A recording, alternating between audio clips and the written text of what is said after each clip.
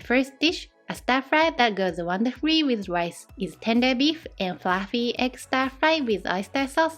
This is a stir fry that my beef-loving husband absolutely loved. First, let's cut up the onion and Komatsuna, Japanese master spinach. You can also use cabbage, bell peppers, or bean sprouts instead of Komatsuna, and it will still be delicious. Onions alone are also fine. I couldn't find a piece of beef today, so I bought thinly sliced beef. Let's cut it up a bit with scissors. And now let's season it. Coat it with grated garlic, sake, soy sauce, and potato starch. Coating the meat with a little potato starch is a great way to add a bit of thickness and help it bind with the other ingredients and seasonings. Be sure to mix it well.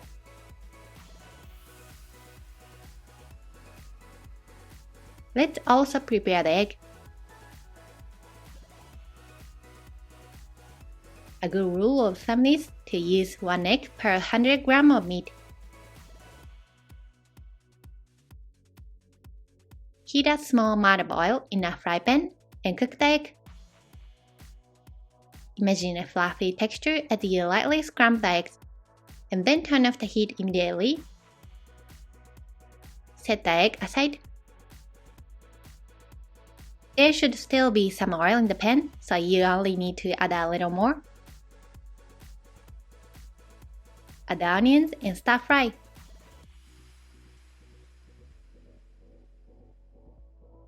After about 2 minutes, when the onions are somewhat soft, add the stems of the Komatsuna. Stir fry for about 1.5 minutes.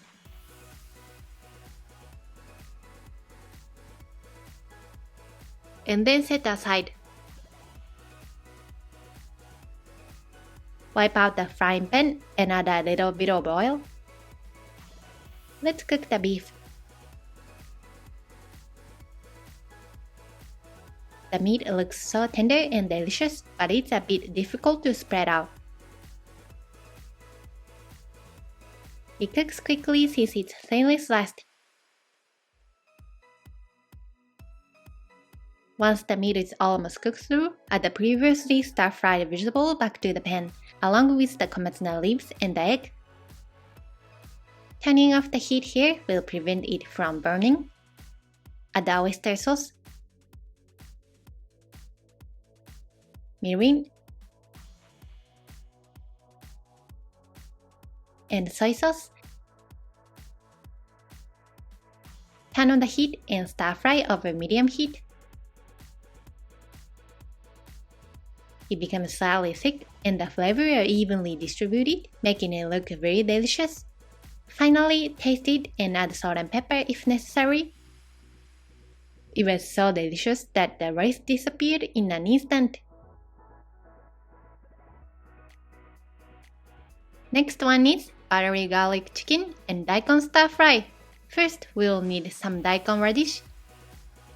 Since it takes a while to cook, let's slice it thinly and into small pieces. If you don't have daikon, you can substitute potatoes, cabbage, or bean sprout. The seasoning in this recipe goes well with a variety of vegetables. To save time, we'll microwave them for about 3 minutes before stir frying. Adding some green onions will give it a nice accent and make it even tastier, so I highly recommend it. And don't forget to slice this garlic as well. You can use chicken with the skin on, of course, but I like to remove it for a healthier option. To make sure it cooks evenly, let's cut the chicken into bite-sized pieces. We'll season the chicken first. Sprinkle it with some sake, salt and pepper, and mix well to coat.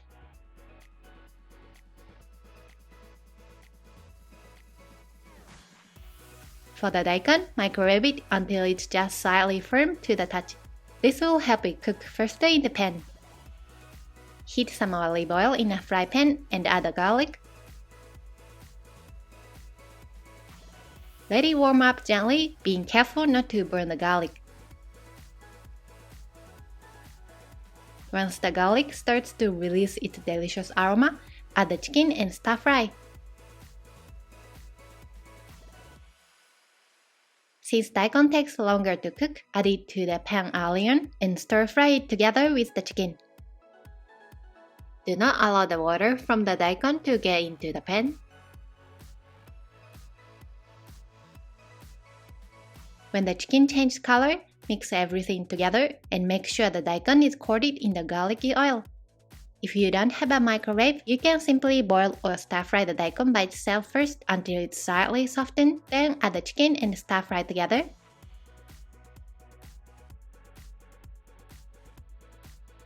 Stir-fry for about 4 minutes or until the daikon is tender and the chicken is cooked through. Then it's time to season. Add some soy sauce and sugar to the pan. Now it's time for the green onion. Adding them at this stage prevents them from overcooking and preserves a bit of their texture, which adds to the deliciousness of the dish. Finally, after turning off the heat, add a bit of butter. The combination of butter and garlic is incredibly mouth-watering and it goes perfectly with the soy sauce. I highly recommend giving it a try. Next one is umami-packed Chinese cabbage and seafood stir-fry. First, we will need some ginger. About 2 slices will be enough. Let's chop it up finely. The only vegetable we need is Chinese cabbage. That makes things easy. Heat some oil in a fry pan and add the ginger and Chinese cabbage. Stir fry lightly until the cabbage is coated in oil. Then add the frozen seafood mix. This contains shrimp, clams, and squid added to the pan while still frozen, along with sake, water, and shantan. Use chicken stock powder or other stock powder. Shantan is a stock powder that I use often and highly recommend. Please check the description for more information. Give it a gentle stir. Then cover and simmer for a bit. Let's simmer for about 5 minutes over low heat. In the meantime, let's dissolve some potato starch in water. The key is to use twice as much water as potato starch.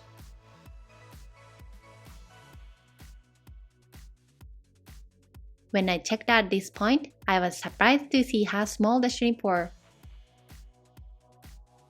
I had some shrimp left in the freezer from the other day, so I added them. Let the newly added shrimp thaw as well. Finally, season with salt and pepper to taste. Adjust the amount of salt and pepper to your liking.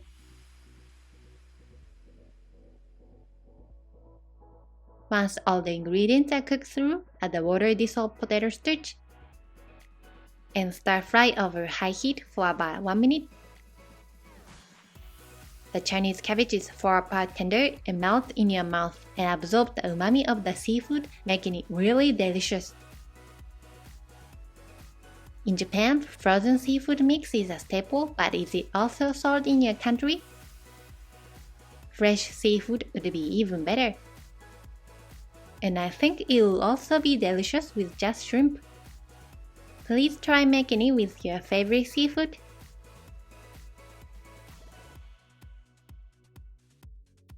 Next one is classic pork and vegetable stir fry. This stir-fry dish was inspired by the kind you often find in Japanese-style Chinese restaurants. It's best to use a variety of vegetables, but in small quantities. I used onion, carrots, bell peppers, and cabbage. For the pork, you can use either pork belly or loin, but thinly sliced is best. It's important to marinate the meat beforehand. I mixed in salt and pepper, sake, soy sauce, and mix well.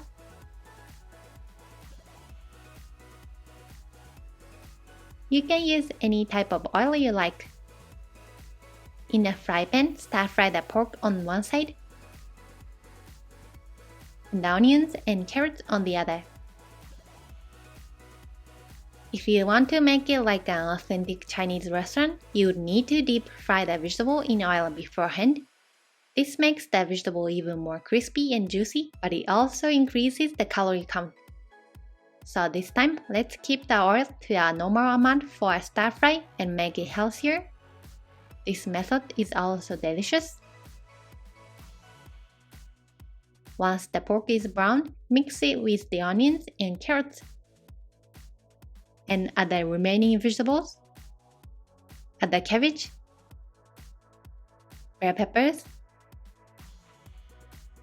and bean sprouts. Stir fry for about 1.5 minutes. Then season. Add shantan, oyster sauce, and salt and pepper. You can also use just your favorite stock powder and salt and pepper. If you have MSG, that and salt and pepper are also delicious. Taste and add more salt and pepper if needed.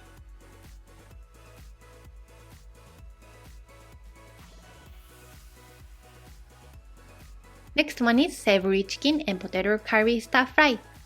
This stir fry has a hint of curry flavor that goes perfectly with rice. First, marinate the bite-sized chicken. I use sake and salt and pepper this time too. Mix well and set aside.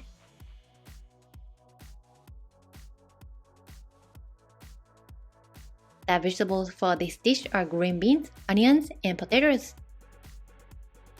Remove the strings from the green beans and cut them into bite-sized pieces. Adding a little onion adds a subtle sweetness, so I recommend it. It's easier to cook the potatoes if they are thinly sliced, but today I'm parboiling them, so I cut them a little thicker. If you are just going to stir fry them, it's better to slice them thinly. I wanted to parboil green beans for about a minute to remove the grassy smell, so I decided to parboil the potatoes as well. Boil the potatoes for 3 to 4 minutes. Boil them until they are soft enough not to fall apart when stir-fried. Add the green beans in the last minute. My husband said that the green beans have the grassy smell when stir-fried raw, so I did this and he said it was really good. Drain the water well. Heat oil in a fry pan and stir-fry the chicken. When the chicken starts to change color, add the onions and stir-fry until they are soft.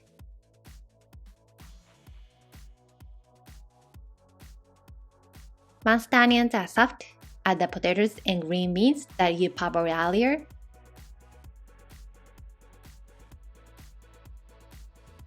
Stir-fry until the potatoes are soft enough, then season. Turn the heat down to low or off and add the seasonings. Add ketchup, Worcestershire sauce, curry powder,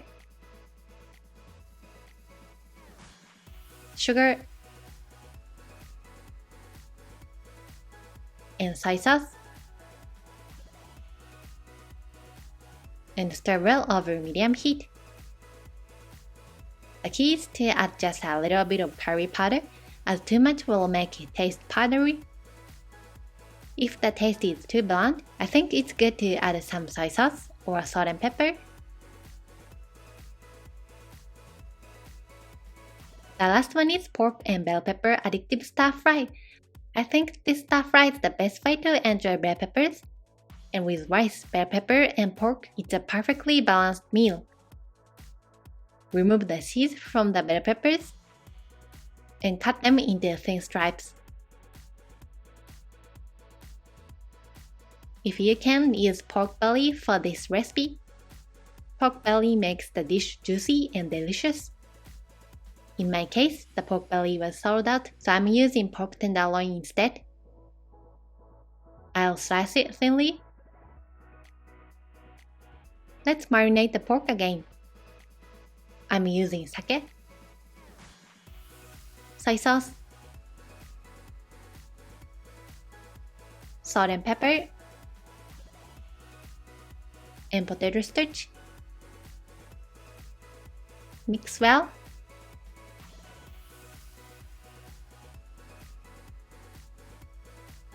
Heat some oil in a fry pan and cook the pork.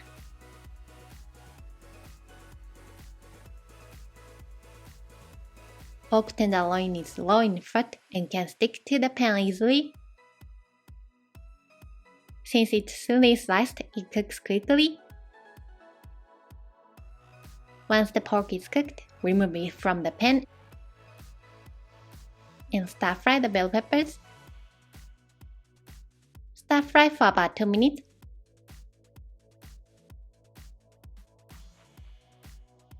Then add the pork back to the pan. Let's turn off the heat or turn it down low before seasoning. Add the oyster sauce, soy sauce, mirin, and sugar, and turn the heat back on. Mix well. The key is not to overcook the bell peppers. The bell peppers are cooked just right at this point, not too hard, not too soft, and with a nice texture. This would also be delicious served on rice as a donburi rice bowl. By the way, all of the stir fries I introduced today can also be made by substituting tofu or thick fried tofu for the meat, so vegetarians and people on a diet can enjoy them that way. Please try to find your favorite combination. Thank you so much for watching our video. Please subscribe to our channel. If you are already a subscriber and would like to support our channel, please join our membership. Membership feedback will be reflected in content creation. See you in the next video.